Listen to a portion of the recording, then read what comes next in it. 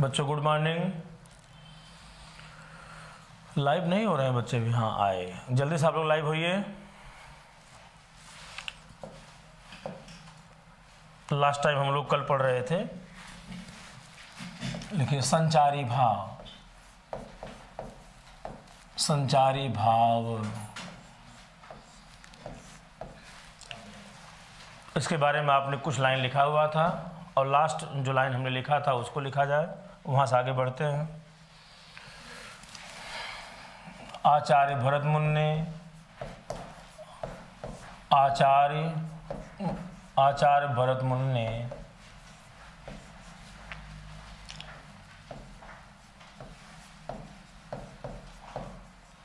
इसके वर्गीकरण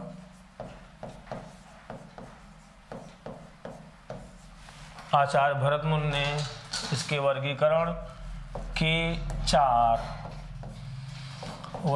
के चार सिद्धांत बताए हैं। सिद्धांत ऐसे लिखेंगे, ध्यान दीजिएगा, सिद्धांत बताए हैं। एक एक शब्द को देख देख कर लगातार लिखा करिए। बताए हैं डैश दे दीजिए, इसमें लिखा जाए। नंबर 1, देश काल एवं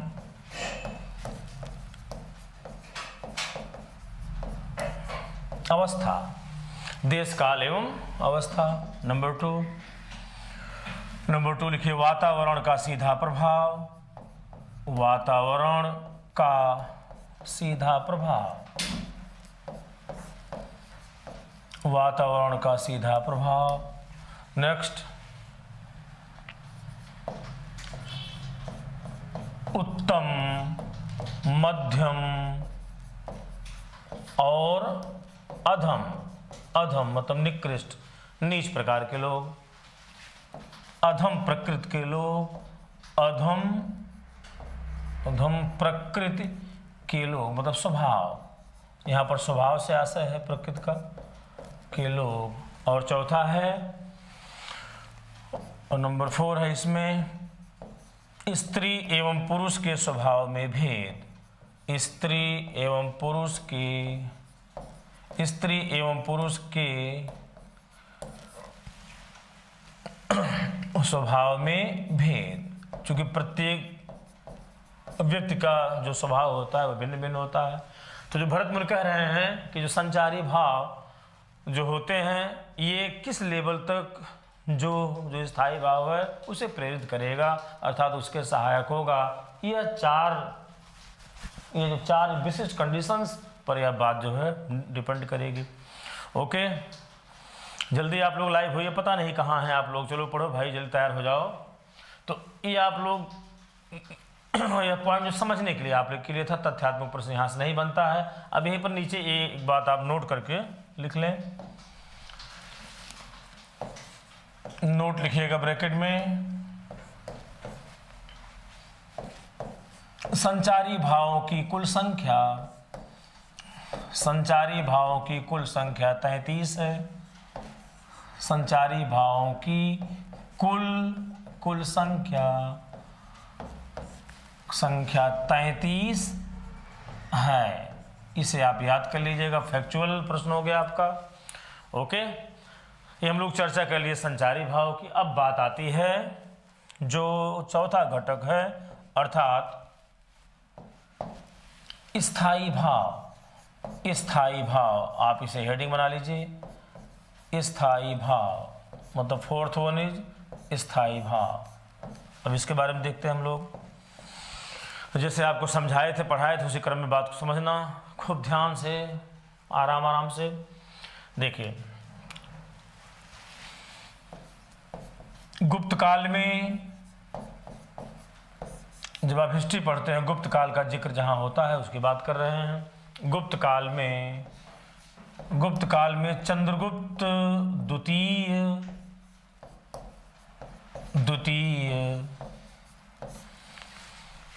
विक्रमादित्य टाइटल थी, जिसे आप लिखे शरणकामा में विक्रमादित्य। ये जो उस शासक का पूरा नाम हो गया, चंद्रगुप्त द्वितीय विक्रमादित्य। जब हम किसी का नाम लिखते हैं, टाइटल जब लिखते हैं तो टाइटल उसके शरणकामा में लिखा जाता है। के दरबार में, चंद्रगुप्त द्वितीय विक्रमादित्य के दरबार में भिन्न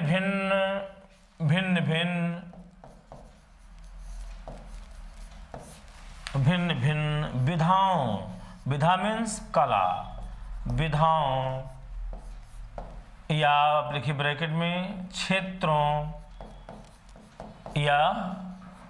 या लिखिए कलाओं, चाहे आप विधा कहिए, चाहे क्षेत्र कहिए, चाहे कला कहिए, दैट्स और सम अर्थात बराबर।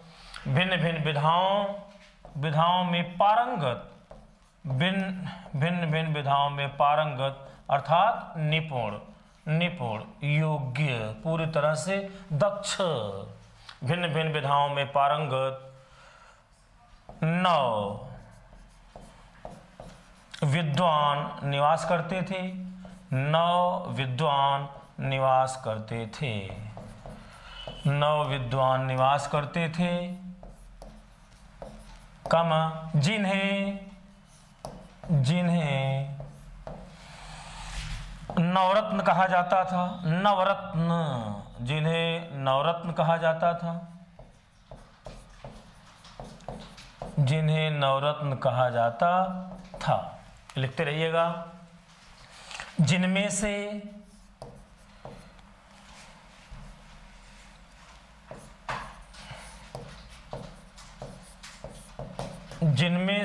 एक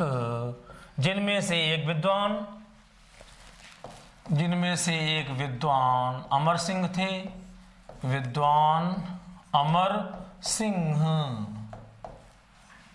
एक विद्वान अमर सिंह थे, कमा जिन्होंने अमरकोश नामक ग्रंथ लिखा था, जिन्होंने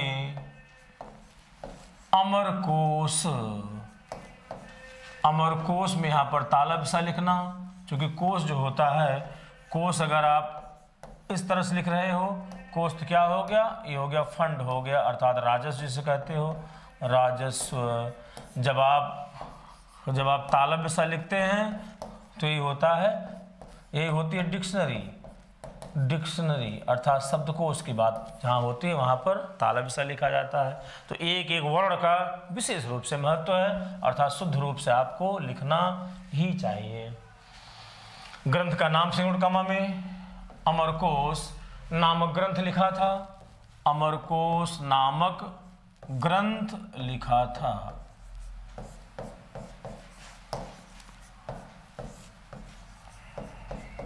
ठीक है। तब जो पॉइंट आपका सेम है, पैराग्राफ बदल कर लिखना है। लिखिए सर्वप्रथम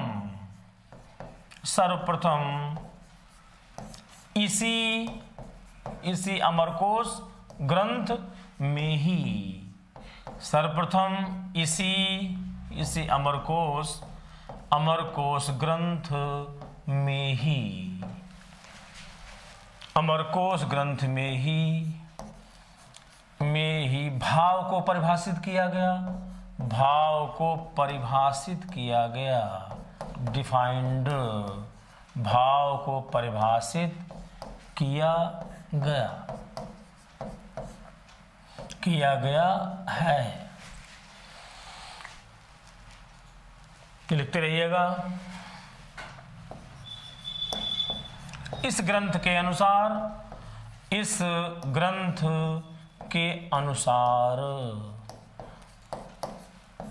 अब यहां पर डैश दे दीजिए, हम जैसे लिखें वैसे लिखिएगा। विकारो मानसो भावः, विकारो मानसो भावः, विकारो मानसो भावः।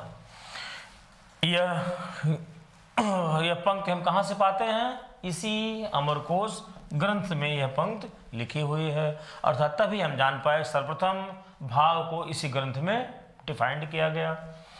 तो इसका अर्थ क्या हो जाएगा? इसका अर्थ लिखिए यहाँ से नीचे से पैरा चेंज करके, अर्थात बात कामा लगाइए, अर्थात मन का विकार मीन्स रूप परिवर्तन। तो आगे ब्रैकेट में लिखिए या रूप परिवर्तन, मन का विकार या रूप परिवर्तन ही भाव होता है, ही भाव होता है। बच्चों देखिएगा ये कितनी जबरदस्त पंक्ति है। मतलब कह रहे हैं कि मन का विकार अथवा रूप परिवर्तन ही भाव होता है।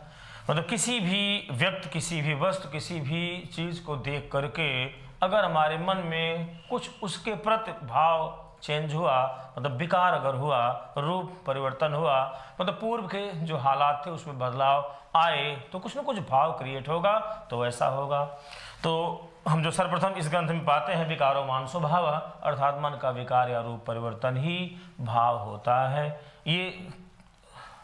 ये तो हम लोग सर्वप्रथम भाव शब्द को जिस ग्रंथ में डिफाइंड किया गया उसकी बात कर लिए। इसमें पैरा चेंज करिए, लिखिए भरत मुनि के अनुसार। जैसे हम नोट्स बनाने को कहते हैं, जैसे जैसे पैरा चेंज करते हैं, जैसे शब्द लिखते हैं, मात्रा का प्रयोग करते हैं, इन्हीं सब बातों का ज्ञान आपको हिंदी का ज्ञान कराएगा। मतलब शब्द रचना के दौरान मात्रात्मक त्रुटि अथवा शब्द निर्माण के बीच में कौन कौन सा शब्द कहाँ पर किस स्थान पर प्रयुक्त होगा, अगर इन सब का सही तालमेल बिठाने में आप समर्थ नहीं हो पाए तो आपको हिंदी का ज्ञान नहीं हो पाएगा। यही बात विशेष, चाहे हिंदी चाहे इंग्लिश, कुछ भी आप पढ़िए। देखिए भरत मुनि ने नाट्यशास्त्र, भरत मुनि ने नाट्यशास्त्र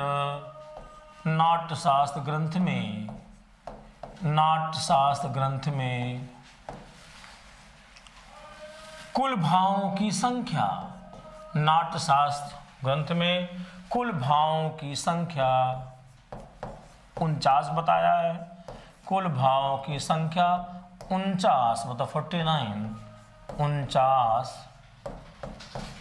49 बताया है। जैसे लिखे वैसे लिखिएगा। पैरा चेंज कर दीजिए, बाईं ओर से यहां से लिखिए जिनमें से कम। अब जैसे लिखिएगा इस पंक्ति के नीचे वाली लाइन में, जिनमें से 33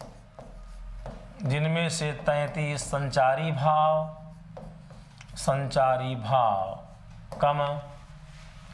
उसके नीचे लिखिए 8 कायिक भाव, काया मतलब शरीर, कायिक भाव और कितना बचा, 8 बचा, और 8 स्थायी भाव हैं, ठीक है।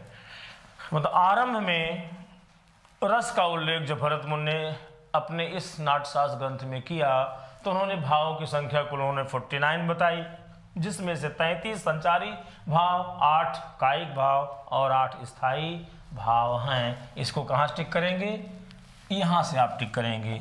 आप जो डिफरेंट मतलब कलर की किसी पेन से आप ऐसे टिक करें जैसे हम लगाए हैं। अब देखिए यहाँ पर टेक्निकलिटी क्या है। अभी देखिए यहाँ तक प्राप्त हुआ 8 स्थायी भाव।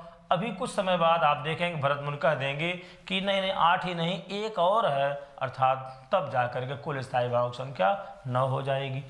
अभी ये जो 8 स्थायी भाव है, पहले इसको हम लोग देख लेते हैं कि कौन कौन से हैं, फिर उसमें इन्होंने जो 9वां बताया उसको नीचे जो ऐड कर लिया जाएगा।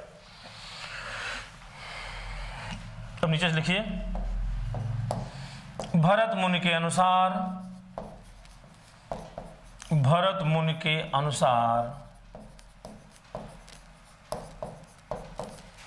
स्थायी भाव, भरत मुनि के अनुसार स्थायी भाव निम्नवत हैं, एज फॉलोज, निम्नवत हैं। अनुस्वार जरूर लगाइएगा, डैश दे दीजिए। अब यहाँ पर हम लोग क्रम से 1 2 3 4 5 6 7 8 लिख करके 8 लिखने के बाद वहाँ पर 9वां जो बताए हैं टेक्निकल बातें जो हैं उसको कैसे लिखते हैं ध्यान दीजिएगा। आप इसी के नीचे एक क्रम से लिखते हुए चले जाइएगा, 1 2 3 4 5 6 7 8। ओके, तो यहाँ पर दूसरे पेज पाते हैं ताकि सब चीज़ें एक साथ रहें। तो पहले आप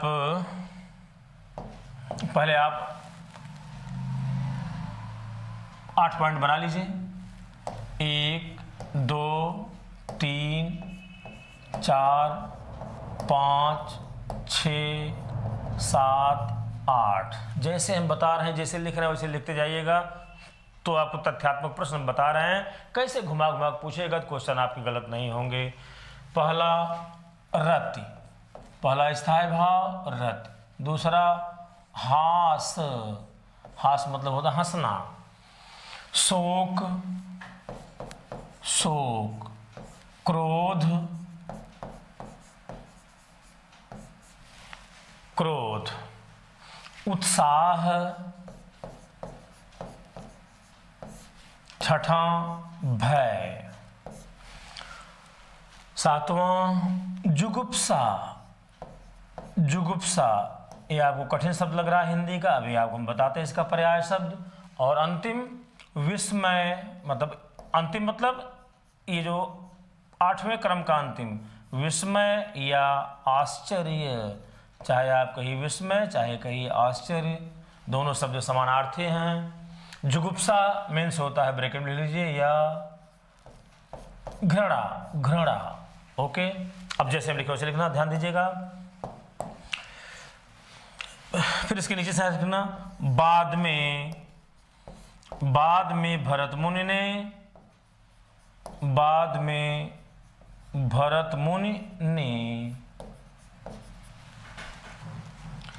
एक अन्य, बाद में भरत मुनि ने एक अन्य स्थायी भाव, स्थायी भाव,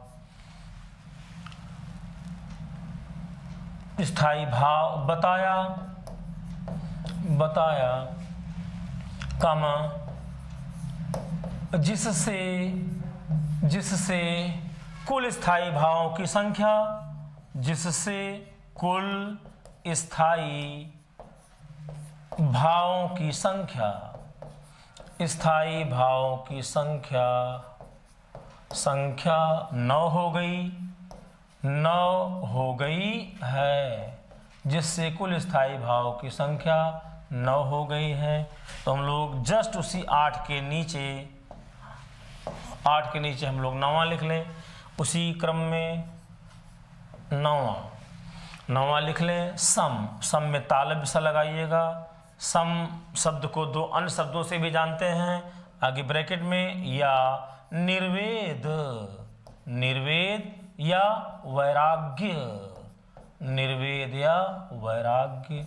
अब यहाँ पर टेक्निकलिटी और है बच्चों, देखो आप अब जो बात हम बताने जा रहे हैं, नीचे आप यहाँ पर नोट करके लिखेंगे, नोट में लिखेंगे। हम चाह रहे हैं यह बातें हमारी एक पेज में ही आपको दर्शित हों, इसलिए जो नोट आप नीचे लिखेंगे इसको हम यहाँ पर लिख रहे हैं, ठीक है ना। आप यहाँ पर आ जाइए, वही नोट जो आपको नीचे लिखना है वो हम यहाँ पर लिख रहे हैं, ताकि एक ही पेज पर दर्शित हो जाए, तो हम जो बात को क्लियर कट तरीके से समझा पाएँ आपको। इसमें लिखिएगा, कालांतर में मतलब कुछ काल के बाद, कुछ काल के अंतराल पर, कालांतर में कुछ अन्य, कालांतर में कुछ अन्य विद्वानों ने, कालांतर में कुछ अन्य विद्वानों ने, कुछ अन्य विद्वानों ने दो अन्य स्थायी भाव, 2 अन्य स्थायी भाव। अब इसके आगे ब्रैकेट में छोटा ब्रैकेट लगा करके दोनों का नाम लिख लो। कौन कौन, ब्रैकेट में लिखना। 10वां क्या है, भक्ति। 11 नंबर पर वात्सल्य, वात्सल्य। यहाँ पर छोटा ब्रैकेट बंद कर दीजिए। देखिए आप क्या लिख रहे हैं, कालांतर में कुछ अन्य विद्वानों ने 2 अन्य स्थायी भाव भी बताए हैं, भी बताए हैं। कमा जो कि, अब ध्यान दीजिएगा, जो कि मान्य नहीं है, अर्थात माना नहीं गया है, जो कि मान्य नहीं है। पूर्वविराम, स्पष्ट करिए बात को। अतः, अतः, अतः के बाद कामा, अतः कुल स्थायी भावों की संख्या, अतः कुल स्थायी भावों की संख्या, कुल स्थायी भावों की संख्या 9 है। अतः कुल स्थायी भावों की संख्या 9 है। ब्रैकेट आप क्लोज कर दीजिए। 9 को विशेष रूप ध्यान दीजिएगा। ओके, कुल स्थायी भावों की संख्या 9 है। अब ध्यान दीजिएगा मैंने क्या क्या लिखा आपको। थोड़ा हम लोग बैक आते हैं, पीछे आके देखते हैं। यहाँ आपने देखा, और थोड़ा बैक आते हैं, यहाँ से बात करें। देखिए, हमने आपसे चर्चा की भाव शब्द जो है डिफाइन कहाँ किया गया, अमरकोश नामक ग्रंथ में, जहाँ पर लिखा गया विकारो मान स्वभाव, अर्थात मन का विकार या रूप परिवर्तन ही भाव होता है। फिर उसके बाद हम लोग जिक्र क्या किए कि भरत मुनि ने अपने नाट्यशास्त्र ग्रंथ में कुल भावों की संख्या कितनी बताई है? 49। 49, खूब ध्यान दीजिएगा। तथ्यात्मक प्रश्न, कितना बताया? 49, जिसमें से 33 क्या है? संचारी भाव। 8 क्या है? कायिक भाव, काया मतलब शरीर। 8 क्या है? स्थायी भाव। अगर आपसे प्रश्न पूछा जाए कि आरंभ में, मतलब बिल्कुल शुरुआती दौर में, आरंभ में भरत मुनि ने अपने ग्रंथ नाट्यशास्त्र में कुल कितने प्रकार के स्थायी भाव बताए, तो आंसर होगा 8। अगर आपसे यह पूछा जाए कि भरत मुनि के अनुसार कुल स्थायी भाव संख्या कितनी है, तो आंसर क्या दोगे? 9। क्यों? यहाँ पर देखिए, यहाँ आपने क्रमशः लिखा 1 2 3 4 5 6 7 8। रत, हास, शोक, क्रोध, उत्साह, भय, जुगुप्सा और विस्मय, आश्चर्य, 8 हो गया। फिर उसी ग्रंथ में कुछ समय बाद भरत मुनि ने एक और स्थायी भाव उसी में जोड़ दिया, तो कुल संख्या कितनी हो गई? 9 हो गई। देखिए यहाँ पर आपने 9 लिखा है, 9 हो गए। 9 आपने यहाँ पर जिक्र भी किया। उसी क्रमागत रूप से उसी क्रम को आगे बढ़ाते हुए आपने 9 यहाँ पर सम लिख दिया। फिर उसके बाद मैटर आगे बढ़ा, जहाँ आपने देखा कि जो है कुछ विद्वान ऐसे रहे जिन्होंने दो और स्थायी भावों को बताया, 2 और प्रकार के स्थायी भाव बताए, 10वां भक्ति और 11वां वात्सल्य। किंतु ये मान्य नहीं है, यहाँ हमने लिखाया। अर्थात जो इस प्रकार कुल स्थायी भाव संख्या कितनी है? 9 है। 9 क्यों है? चूंकि कुल स्थायी भाव 9 हैं, तो कुल रस भी 9 होते हैं। तो भक्ति और जो है वात्सल्य, यह फाइट से बाहर हो गया। तो आपको याद क्या करना है? प्रश्न के रूप में लिखिए, ताकि कहीं से भी कोई भी भ्रम न हो।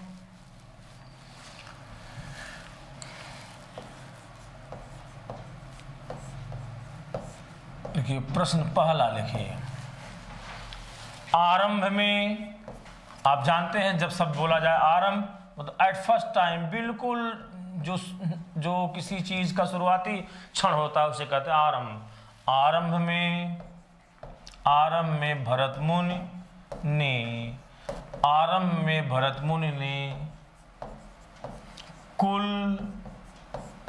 कुल कितने, आरंभ में भरत मुनि ने कुल कितने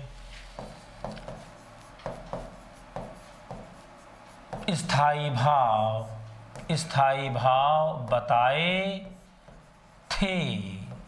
ये प्रश्न हो गया। उत्तर इसका क्या आप दे देंगे? 8। ओके, आप क्या बता देंगे? 8। अब अगर दूसरा प्रश्न ये पूछ दिया, दूसरा प्रश्न कर दिया कि भरत मुनि के अनुसार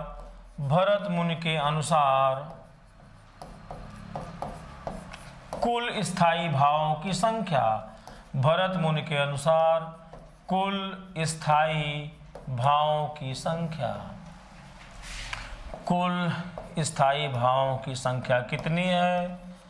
कि संख्या कितनी है, ऐसे अगर प्रश्न पूछ दिया तो इस प्रश्न का उत्तर देते हुए आप क्या लिखेंगे, क्या टिक करेंगे? 9। यहाँ पर 8, यहाँ पर 9। ओके, इन दोनों बात पर विशेष ध्यान दीजिएगा। क्या कर रहे हैं आप लोग? सर ऑफलाइन बैच की फीस कितनी है? मित्र मैं आप जरा एक बार वो चला दीजिए फी वाला मेरा पूरा जो है, मैं आपको चैनल पर भी दिखा रहा हूँ। मैंने आपसे बताया कि मेरे पेड बैच के जो विद्यार्थी हैं, मतलब जो कि ऑनलाइन क्लास में 500 रुपया देकर जो छात्र हमसे पढ़ रहे हैं, उनके लिए 1500 रुपये की रियायत किए हैं, उनकी फ़ी है 25 रुपये। बाकी नए प्रवेशी जो होंगे ऑफलाइन में सामान्य हिंदी पढ़ने वाले, उनकी फ़ी है जो 4000 रुपये। मैं आपको बारंबार बता, अभी आप जो है पूछ रहे हैं फीस कितनी है। मुझे वहाँ 2 दिन क्लास पढ़ाते हो गया, कल पढ़ाया था, अब आज जो दूसरा दिन है, 2 बैच स्टार्ट है, एक मॉर्निंग 8:30 से 10 और एक दोपहर में 1:30 से 3। ये जो बैचेज जो हमारी हैं जो ऑफलाइन की हैं, ये हमारी चक्री बैच के रूप में रहेंगी। इसका टाइम चेंज कभी नहीं होगा। आप जब भी कभी वहाँ आएंगे तो आपका एडमिशन हो जाएगा, लेकिन आपको फर्स्ट दिन ही क्लास में प्रवेश करने से पूर्व आपको 4000 देना होगा। जिस दिन आप क्लास में प्रवेश कर रहे हैं उस दिन से 1 दिन, 2 दिन, 5 दिन, 7 दिन, 10 दिन, 15 दिन, 20 दिन तक अगर आपके समझ में न आए तो जितना फीस दिए रहें तुरंत आपको फीस वापस करके आपको हम बाहर भी निकाल देंगे। ये तो शर्त एक हो गई।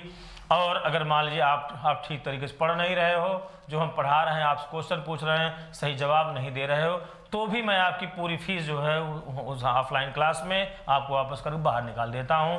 तो वहाँ पर डिसाइड हम करेंगे कि आप हमसे पढ़ पाएंगे कि नहीं। आप नहीं करेंगे डिसाइड, आप वहाँ पर पैसा देकर पढ़ने के लिए प्रस्तुत होंगे, केवल बस इतना ही आपका डिसाइड रहेगा वहाँ पर।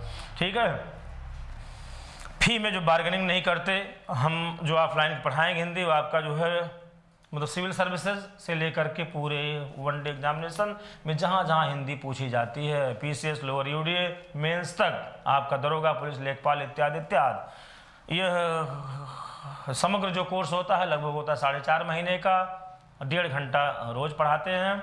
तो मैंने आपसे बारंबार कहा, इसलिए बार बार कहना बंद कर दिया, चूँकि जो समय भाव होता है, समय भाव है ना, चूँकि समय कम है, बार बार यही बात का जिक्र करेंगे। तो आप ऑनलाइन पढ़ाएँ, हम चूँकि क्लास आप 45-50 मिनट केवल यहाँ हम आप पढ़ाते हैं, अब उसमें अगर यही सब बाँसड़बाजी अगर रोज़ हमारी आपकी चलती रहेगी तो न तो यहीं पर न्याय हो पाएगा, न तो वहीं पर न्याय हो पाएगा। मेरे अपने चैनल पर हम बार बार आपको ऐड देते हैं, देखिए सामने आपकी स्क्रीन पर होगा भी।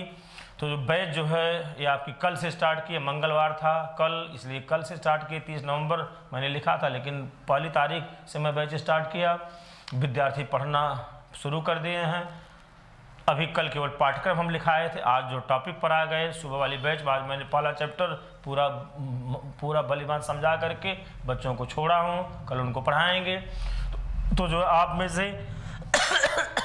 में से जो छात्र इलाहाबाद में हो, मैं कई बार कहा हूँ बच्चों, देखो ये जो ऑनलाइन की क्लास उन बच्चों के लिए है जो कि इलाहाबाद नहीं आ पा रहे हैं अथवा इलाहाबाद आ पाने में समर्थ नहीं हैं, जो कहीं इनके प्रकार फंसे हुए हैं, उनकी भी शिक्षा दीक्षा चलती रहे, इसलिए उनके लिए उपयोगी क्लास होगी। लेकिन जो ऑफलाइन का कोई विकल्प ऑनलाइन नहीं होगी, आप विशेष ध्यान रखना।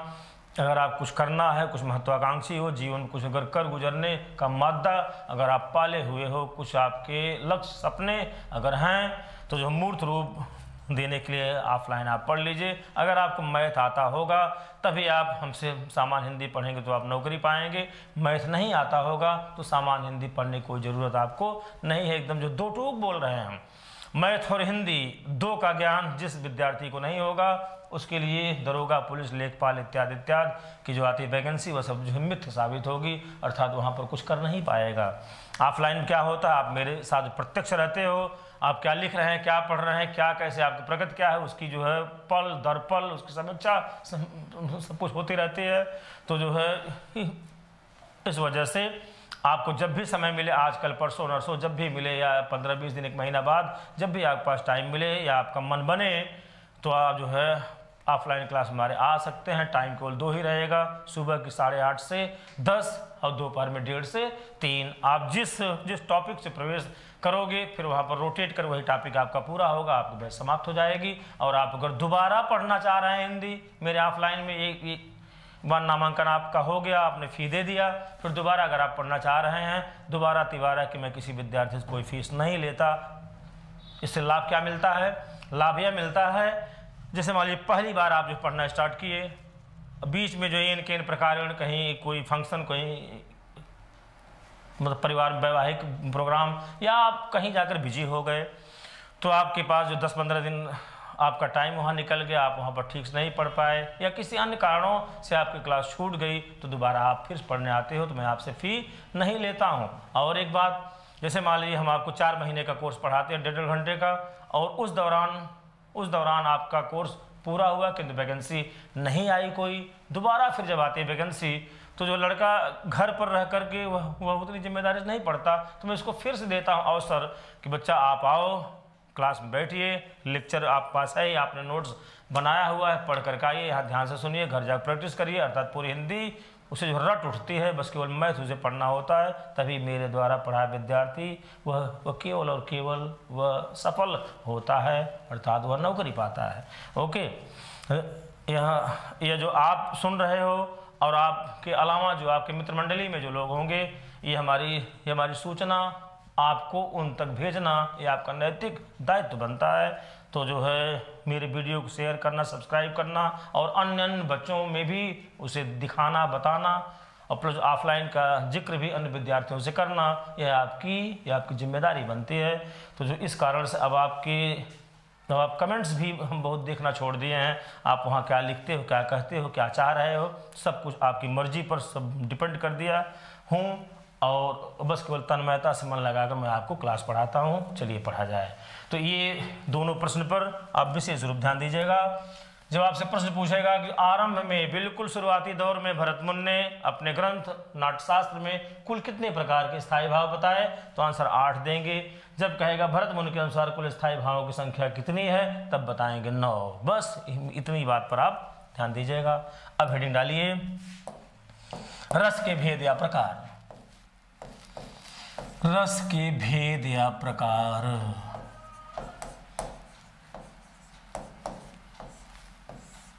रस के भेद या प्रकार, ध्यान से लिखिएगा। लिखिए, वस्तुतः मतलब वास्तव में, इनफैक्ट वस्तुतः। जब किसी वाक्य का हम आरंभ करते हैं शब्द से, तो इसके बाद कामा लगाना बेहद जरूरी है। वस्तुतः प्रत्येक रस के अपने अपने, प्रत्येक रस के अपने अपने स्थायी भाव होते हैं, स्थायी भाव होते हैं।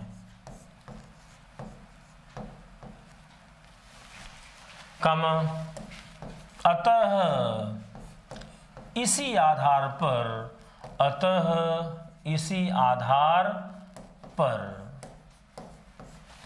अतः इसी आधार पर आचार्य अभिनव गुप्त नाम याद करना, अभिनव गुप्त तथा, लिखिए, तथा मम्मट भट्ट, अभिनव गुप्त तथा मम्मट भट्ट ने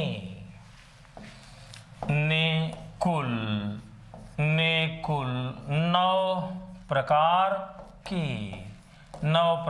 के रस बताए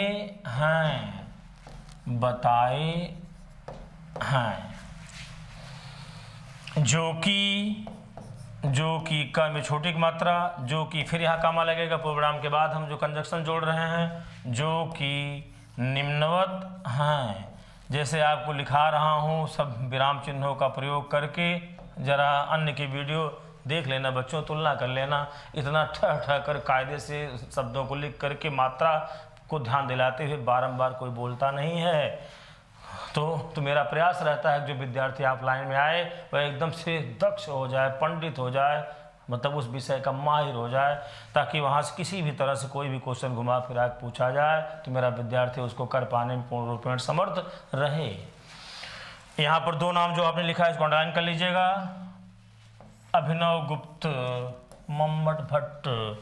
मतलब प्रकार जो बताए हैं रस के 9 वे दोनों हैं। अगर मान लो प्रश्न पूछे कि किन विद्वानों ने रस के 9 भेद बताए हैं तो आंसर होगा अभिनव गुप्त और मम्मट भट्ट।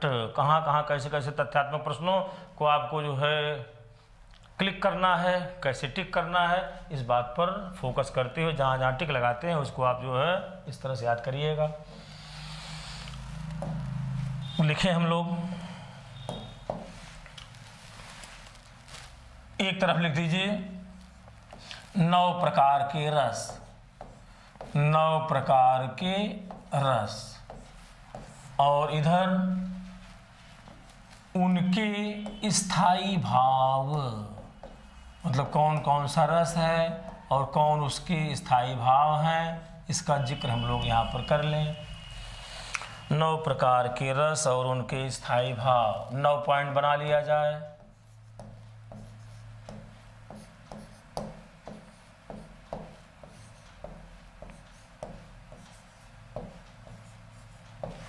ठीक, नंबर 1 लिखिए श्रृंगार। आपको पता है स्र में अगर स्र ऐसे होता है, इसमें अगर री मिलाया गया, री का मात्रा रूप ऐसे होता है, तो जब स्र में री लगेगी ऐसे मात्रा रूप तो ये वाला र हट जाएगा, ऐसे लिखा जाता है श्री। ठीक है, एक एक वर्ण कैसे बनते हैं ध्यान दीजिएगा। ये हो गया श्रृंगार रस। दुर्भाग्यपूर्ण है, एक टीचर को रस पढ़ा रहे थे, ऐसे लिखे थे श्रृंगार रस। पता नहीं कैसे पढ़ाने वाले हैं बच्चों, और उसके जो है व्यूज है मिलियन में है बच्चों। ध्यान देना कौन क्या पढ़ाता है, तुम कैसे पढ़ते हो, पता चला जो अपनी पूंजी है जो जानते हो वो भी स्वाहा हो जाएगी। श्रृंगार रस। दूसरा हास्य रस। मैं अपने विद्यार्थियों को सावधान जरूर करता हूँ, क्या पढ़ा जाए ये कम जरूरी है, क्या न पढ़ा जाए बेहद ज़रूरी है। किससे पढ़ा जाए ये कम जरूरी है, किससे न पढ़ा जाए ये जानना बेहद ज़रूरी है। यही सब जो दांव पेच में जब आप माहिर हो गए तभी आप जो कंप्यूटर कहलाते हो, नहीं तो टाइम ऑफ टर्बुलेंस मेरा कर इलाहाबाद भटकते रहो, कहीं कुछ होने वाला नहीं है। हास्य रस। उसके बाद करुण रस। करुण रस, श्रृंगार हास्य करुण। वीर रस, वीर रस। रौद्र रस। रौद्र कैसे लिखोगे, र पर औ की मात्रा, यहाँ पर अनुस्वार, रौद्र रस। मात्रा को देख करके नंबर 6 लिखिए भयानक रस। भयानक रस। विभत्स रस, वह पर बड़ी की मात्रा, विभत्स। विभत्स रस। 8वां अद्भुत रस। अद्भुत रस। और लास्ट शांत रस। शांत रस। ओके। श्रृंगार रस का स्थायी भाव रति। हास्य रस का हास। हास मीन्स होता है हंसना, हंसना। करुण रस का स्थायी भाव शोक। वीर रस का स्थायी भाव उत्साह। रौद्र रस का स्थायी भाव क्रोध। क्रोध। भयानक का भय। विभत्स का जुगुप्सा। अभी मैंने बताया था जुगुप्सा मतलब, आगे ब्रैकेट में लिख लो घृणा या घृणा। घृणा। ओके। अद्भुत रस का स्थायी भाव विस्मय। विस्मय या आश्चर्य, दोनों सब सेम है, कुछ भी कर सकते हो, विस्मय या आश्चर्य। शांत रस का स्थायी भाव निर्वेद। निर्वेद, जिसे दो अन्य पर्याय शब्दों से भी जानते हैं क्या, निर्वेद या सम। सम में तालब सा लगाना, मकनी चहल। या वैराग्य। वैराग्य मतलब भौतिक सुखों मोह माया से विरत हो जाए व्यक्ति, अर्थात उस पर भौतिक सुख मोह माया का कोई प्रभाव न पड़े, वह जो है गृहस्थ आश्रम को छोड़कर संन्यास आश्रम ग्रहण कर ले, तो उसके भीतर शांत रस निकलता है, शांत रस की निष्पत्ति होती है। ओके, ये आप जो फैक्चुअल टाइप्स ऑफ क्वेश्चन जो बनते हैं रस में, मतलब पूरा कॉन्सेप्ट के साथ साथ कौन कौन से फैक्ट्स हैं जो आपको याद करने हैं, सब हमने क्रमागत तरीके से सक्सेसिव वे में सबको 2 बार पढ़ा करके आपको फाइनलाइज करके लिखा दिया। कहीं से कोई भी जो कन्फ्यूजन क्रिएट नहीं होना चाहिए। जहाँ जहाँ मैं आपको टिक लगाया उसे आप विशेष रूप ध्यान दीजिएगा। अब अगर यहाँ से आपके पास किताब न हो सामान्य हिंदी की तो आज जाकर ले लेना, क्योंकि उसकी ज़रूरत अब शुरू हो जाएगी। कौन सी किताब? मैंने जो बताया था हिंदी की किताब। जिन जिन छात्रों के पास न हो आप हिंदी किताब ले लेना। ऐसे ही जो उसका जिल्द होता है उस पर लिखा होगा ऊपर हिंदी, नीचे लिखा होगा शब्द, अर्थ एवं प्रयोग। शब्द, अर्थ एवं प्रयोग। लेखक का नाम नीचे लिखा होगा डॉक्टर हरदेव बाहरी। हरदेव बाहरी। चाहे आप जो सिविल सर्विसेज की तैयारी करें, चाहे आप वनडे एग्जामिनेशन की तैयारी करें, आपके लिए यही एकमात्र किताब पढ़ने की आवश्यकता है। दूसरी किताब और कोई पत्रिका कभी न पढ़िएगा। मतलब पत्रिकाओं को तो कभी न पढ़ना बच्चों, भूल करके।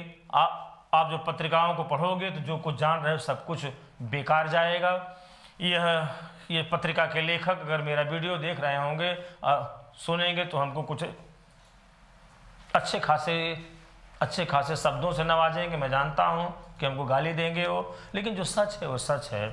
क्योंकि पत्रिका जो होती है, पत्रिका जो लिखी गई होती है, जो उसका पहला पेज आप ऐसे पलट देते हैं, नीचे क्या लिखा होता है, इसमें किसी प्रकार की त्रुटि के लिए लेखक, मुद्रक, प्रकाशक की कोई जिम्मेदारी नहीं है। मतलब पत्रिका जो लिखा है, जो छापा है, जो बेच रहा है, तीनों की जिम्मेदारी नहीं। जिम्मेदारी किसकी है? जो पढ़ रहा है। तो क्यों पढ़ें उसको? हम क्यों पढ़ें बताओ? मान्यता प्राप्त टेक्स्ट बुक पढ़ो। जैसे कभी कभी प्रश्न का उत्तर आया, आंसर की जारी की गई, तो वहाँ पर किसी प्रश्न के बारे में आपने पढ़ा है कुछ, और वहाँ पर जो है वह परीक्षा कराने वाली संस्था जो आंसर की जारी की, मतलब जिस प्रश्न का उत्तर वहाँ से आपको प्राप्त हुआ, आपका उत्तर वैरी कर रहा है, उससे भिन्न है, तो वहाँ पर आप साक्ष्य पेश करते हो। तो साक्ष्य जब आप पेश करेंगे, पत्रिकाओं से करेंगे, तो आपका साक्ष्य फाड़ कर फेंक दिया जाएगा। जब आप मान्यता प्राप्त टेक्स्ट बुक से आप साक्ष्य पेश करोगे, अगर आपकी बात में दम है तो आपका वह अंक स्वीकार कर लिया जाएगा और आपके साथ 1 अंक की वृद्धि हो जाएगी। तो इसलिए आप जो मान्यता प्राप्त टेक्स्ट बुक आप पढ़ा करो। ये जो कुकुरमुत्ते टाइप के जो लेखक जो पैदा हो गए हैं, मतलब पत्रिका लेखन वाले, आपको ज्ञात होना चाहिए कि टेक्स्ट बुक कौन लिखता है? जिसकी डिग्री कम से कम DPhil हो, कम से कम PhD किया हो, उसी को किताब लिखने का अधिकार है।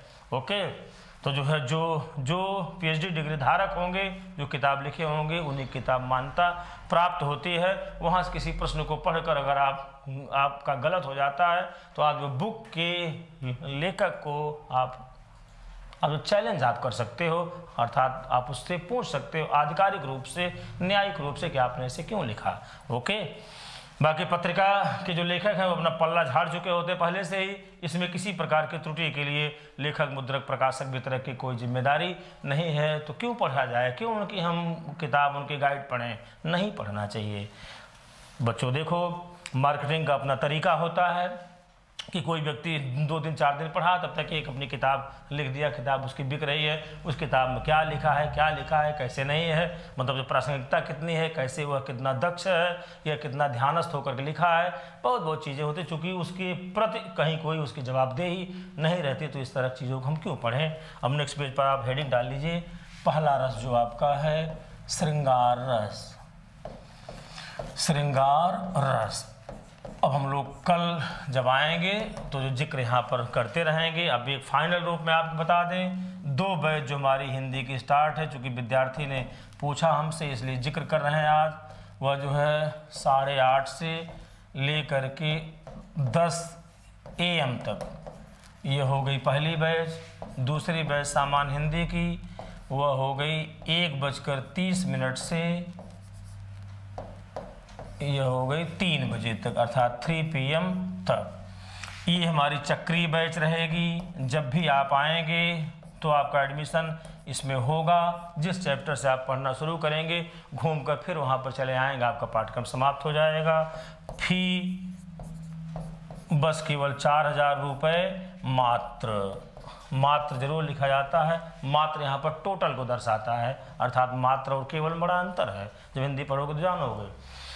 ये जो है फी हम लेते हैं 1 टाइम, लेकिन कोरोना काल में मैंने कुछ रियायत दे दिया, विद्यार्थी मेरा 2 बार में दे दे, एक बार 1,000, 1,500, 2,000 रुपये दे करके वो अपना 15-20 दिन 1 महीने का टाइम ले ले, फिर वह दोबारा दे दे, और फिर दोबारा जब पढ़ने आता है यही कोर्स, इसकी कहीं कहीं कोई फीस नहीं लेते, बस यहीं पर वाणी को